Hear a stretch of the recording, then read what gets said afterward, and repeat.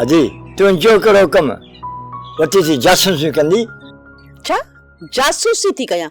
कंहिंजी जासूसी कई अथम? छो अची मथो फेरियो अथई माण्हुनि सां विढ़ंदो थो वती? बाक़ी तॻे खे सालिया जे घर केरु वठी वियो? ॿाहिरि जी जासूसी कंहिं कई? ॿाहिरि जो कमु कहिड़ो जो असांजे ॻोठ में थो अचे? हा हिकिड़ो बेइल्ज़ाम लॻल वरी साईं असांजे ॻोठ में थो अचे। छा लाइ थो अचे? इहो मर्दनि जो मसइलो आहे, तुंहिंजो हुन में छा वञे?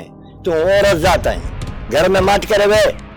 जे घर में नथी वेही सघीं त घटि में घटि सब्र कर, वठी थी झेड़ा कराईंदी।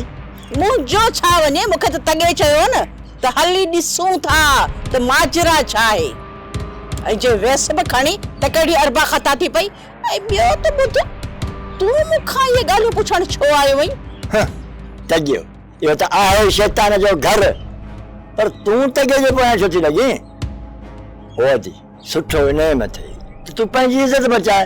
अदा मन कोन्हे मुंहिंजी ॻाल्हि ॿुध, तूं मुंहिंजे हिन घर जो वॾो न आहीं या? इहे नसीहतूं पंहिंजूं पाण वटि रख, मूंखे नसीहतूं न कंदो कर। ओ भेण, चङाई चवण को ॾोह न आहे, मां त तुंहिंजी भलाई लाइ थो सोचां। अदा लख थोरा, तुंहिंजी वॾी महिरबानी, मूंखे तुंहिंजी भलाई कान थी खपे, भले तूं वञ हाणे। त पोइ ठीकु आहे, जीअं वणे थी वञे कर, मां हलां थो। हल हल आयो समझण जासूसी थी करी, जासूसी थी करी।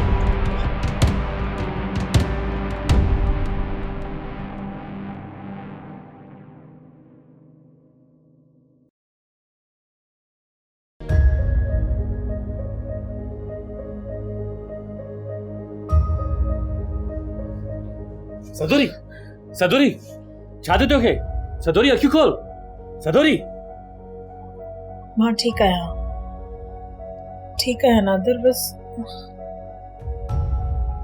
छा थियो? मूंखे अलाए छो चक्कर अची विया। तूं परेशान न थी, मां ठीक आहियां।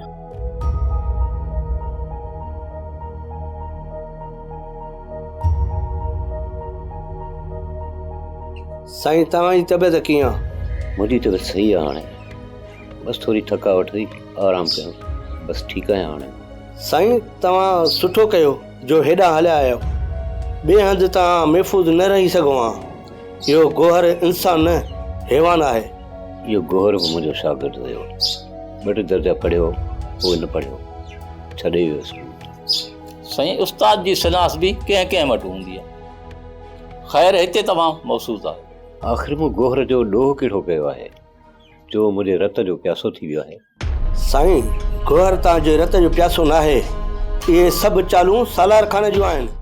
सोप सीरियल सिंध ॼाई तमामु एपिसोड्स ॾिसो हाणे HD क्वालिटीअ में। विज़िट करियो असांजो YouTube channel Sindh TV HD drama. Subscribe कयो असांजो official YouTube channel Sindh TV HD drama ऐं वधीक अपडेट लाइ बेल आइकन खे क्लिक करियो।